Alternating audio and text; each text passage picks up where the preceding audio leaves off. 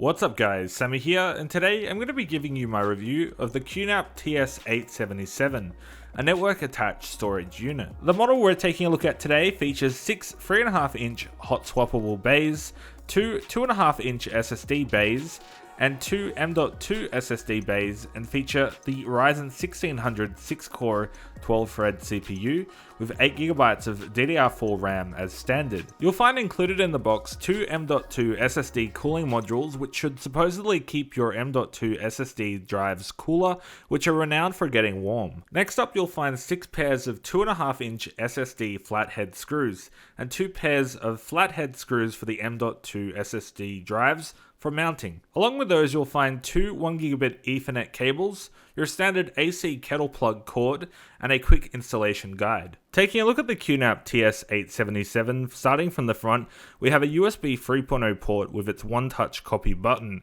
This allows you to easily copy anything from a USB drive to the NAS.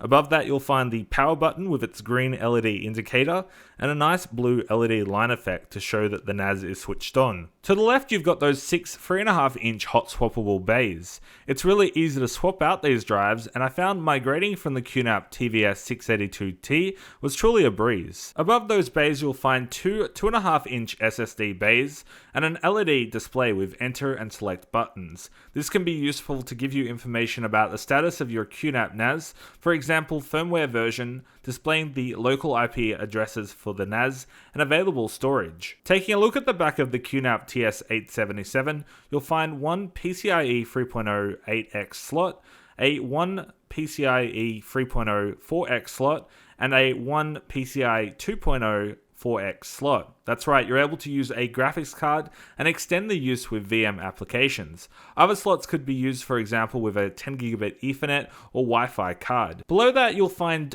2 microphone ports, a 3.5mm headphone port, a service port, 2 USB 3.0 ports, 1 USB 3.1 Type-C port, and 1 USB 3.1 Type-A port for a maximum throughput of 10 gigabits per second each. Next, you'll find 4 1GB Ethernet ports with port trunking available. Below that, you'll find an additional 3 USB 3.0 ports. Next to that, we'll find that 450 watt power supply. You'll also find 2 built-in speakers on either side of the power supply, which support direct audio output and verbal system warnings. Fan-wise, you've got 2 80mm system fans and 2 90mm CPU fans. Surprisingly, unlike the QNAP TVS682T, the TS-877 remained quiet in operation, and this meant I was able to keep it on display in my TV cabinet, while still being able to use it at high load. Design-wise, the QNAP TS-877 looks different from QNAP's lineup,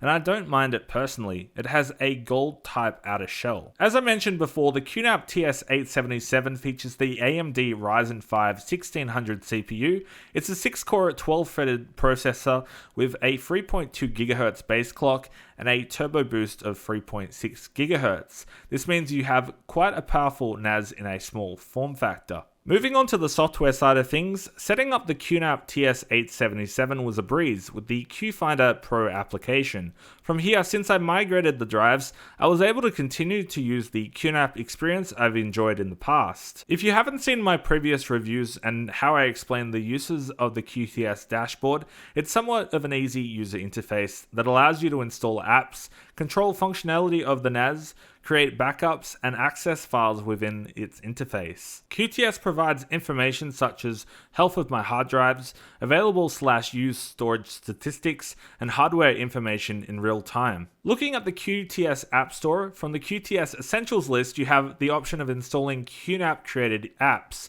and there are some good ones including Container Station, which lets you install community images, for example, a WordPress site image. Other useful apps include Virtualization Station to allow you to run operating systems like Windows and Linux within a VM environment, and this is where the graphics card interface comes into play. As you can see, there are lots of apps available, and that's just the surface, not to mention other community apps. When it comes down to performance, you want a NAS that is going to perform, and the QNAP TS-877 is no slouch. For transferring files between the NAS, I saw speeds as high as 1.3 gigabits per second, and this is under a RAID 5 configuration, which gives you a compromise of speed and data retention in the chance of a drive failure. Through Ethernet, I was seeing speeds of around 110 megabits per second reads and writes, and this is usually the case.